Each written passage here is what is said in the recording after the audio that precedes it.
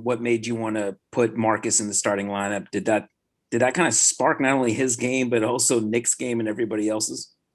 Yeah, I just think getting him to come out there and start for us, and getting working again. I thought he came into the season, missed the first 10 or 11 games, and so we wanted to ease him into it.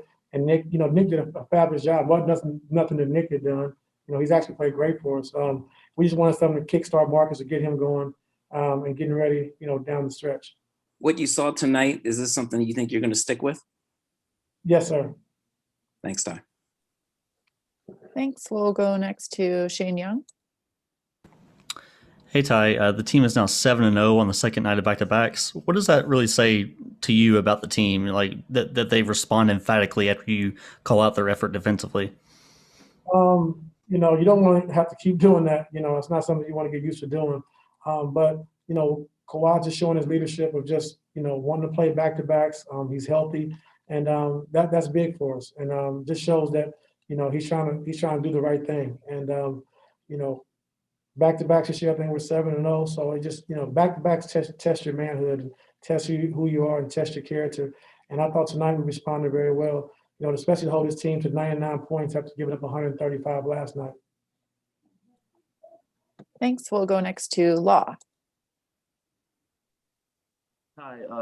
As great as Marcus was, you had Zoo also in the starting lineup, and I thought he did an outstanding job staying with Luka multiple times on an island out there on the perimeter, and it just seemed like an unconventional look for him. And it's not the first time that Zoo's really done well.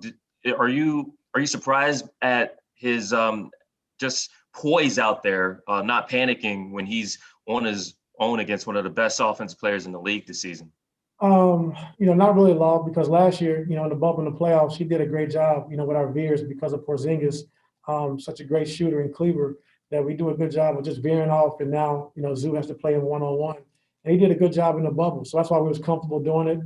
We know they have great shooting around. So just to make him play one-on-one, and, Zoo being a big body, staying in front and just trying to, take that first initial bump because Luka's so strong, and then stay down on all the shot fakes. And like I said, I thought Zoo did a great job on him. And also, Luka had 7 turnovers tonight. You mentioned last night you wanted to see more physicality. You wanted to, at the very least, I know you mentioned that one of the complaints you had about Zion was he didn't even get to the free throw line. He was just getting to the basket, into his spots, make shots over and over.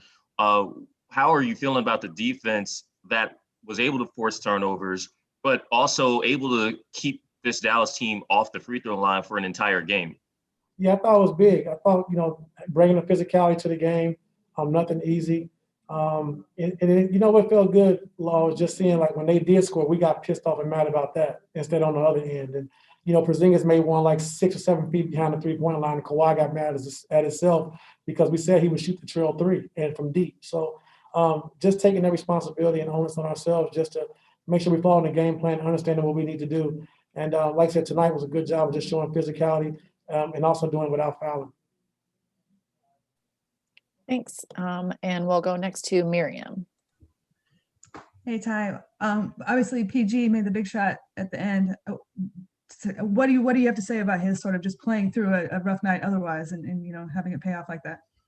Just keep playing. You're not going to make shots every night. But I thought his defensive effort on Luka was great. I thought he got some deflections. And then, like I said, making a big shot down the stretch was huge. And they're not going to make shots every night. We understand that. But your attention to detail, your defensive presence is always going to be felt and needed. And I thought he did that tonight. Next up, Sabrina. Hey, Coach. Speaking of that defensive effort, this is another game where Lou Will has made a lot of plays on the defensive end, and I'm just curious what you're seeing from him, that's allowed him to be effective on that end of the floor.